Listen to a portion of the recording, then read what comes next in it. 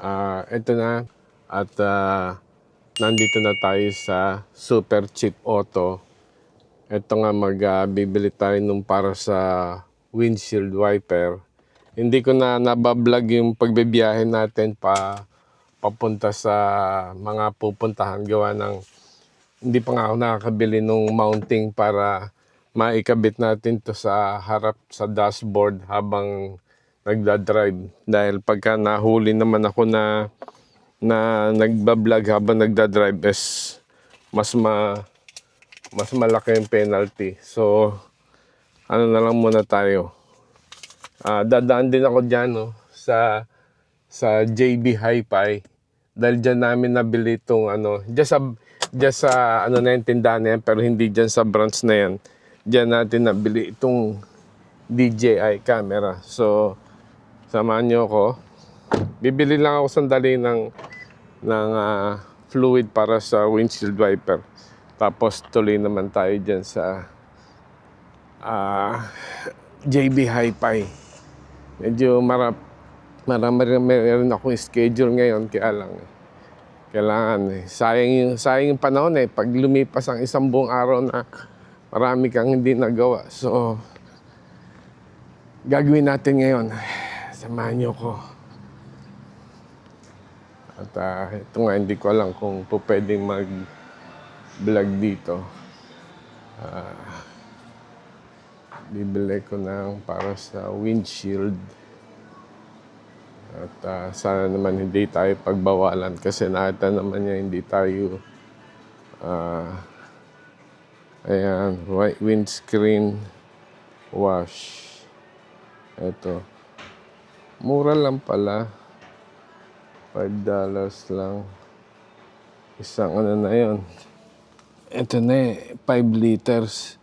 Tapos kakarga ko kagad sa para mabawasan at nang hindi napakabigat. Ito ang loob ng Super Cheap Auto. Ayun na nga. Dito mo rin mabibili lahat ng mga spare parts kung sakaling nasiraan ka. Spare parts. Dito naman, ang style naman dito is tatanungin yung regyo mo. Regyo means registration. Sasabihin mo yung plate number. Kasi yung plate number mo, nakalink sila sa Ewan ko saan sila nakalink sa Service SA. Bakit pag binigay mo yung regyo number mo, lilitaw na doon yung model, eksaktong model, maker nung sasakyan mo. Kaya doon sa kap lang nila hahanapin yung pyesa mo. So napaka-importanting kabisado mo yung regyo para pag tinanong sa'yo, may binili kang pyesa, ano regyo mo, alam mo kagad sabihin.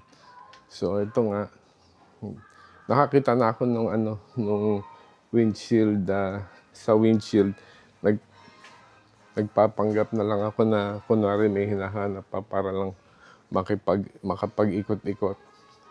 May pakita sa inyo. So ayan, more or less alam niyo na yan ang mga laman dito, pyesa, tools, ng puro tungkol sa sasakyan.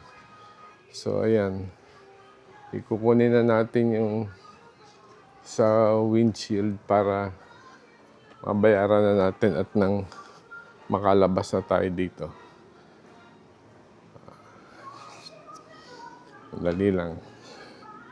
Tapos tatanong ko kung ito na ba yung pinakamaganda nila. Kasi mas maganda yung mura. Kaya lang baka naman sa sobrang mura $5.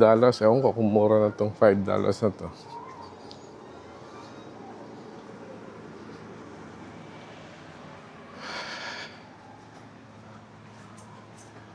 Hi, good morning. Is this the only brand that you have?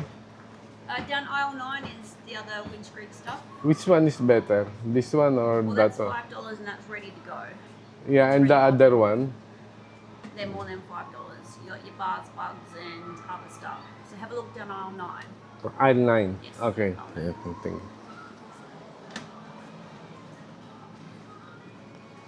Aisle 9 daw. Kasi titingnan ko kung alin ang mas maganda. Kasi parang nakabili na ako nito noon. Doon sa isang sasakyan. Kaya lang, parang hindi naman sa ano, parang kumakapit. Hindi ba siya yung madulas? Ito pala yung mga mugs, tumbler. Parang hindi siya madulas eh. Aisle 9. Antibacterial stone feed. Asa sinasabi nun? Aisle 9? Ito na yun eh. Loko ah.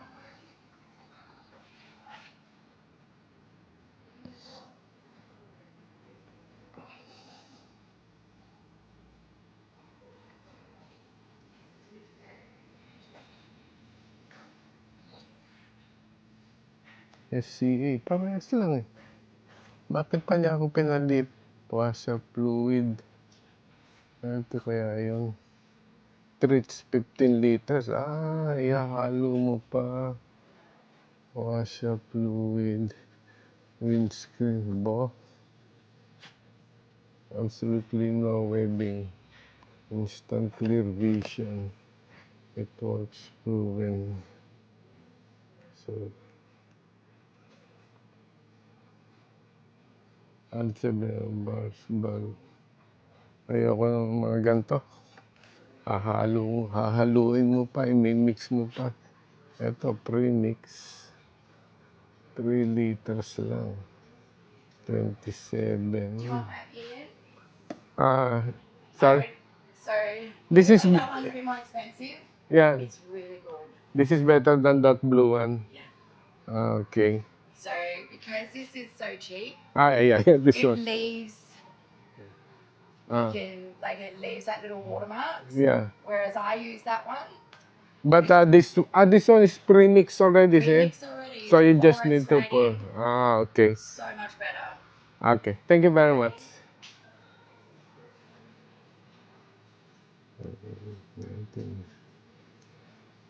Try down. Wipe. Windscreen cleaner, premix, bar bags. 27 14 per blade. 14 inches, 15, 16. Ano naman pala to eh. Windscreen cleaner premix. Ito lang. 12.99. 27. Ito pala yung mga yan. Kaya pala nagtataka ako. Subukan natin to. Kasi tama yung sinabi niya eh. Magkano ba? 12.99. 13. Okay. Bili natin to. Para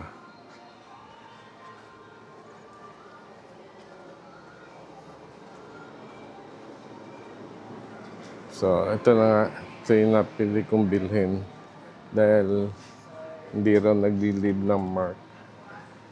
As yung isa kasi na ano ko na talaga na pagka ginamit mo na tuyo, may mga marka. So, sana naman maganda nga ito.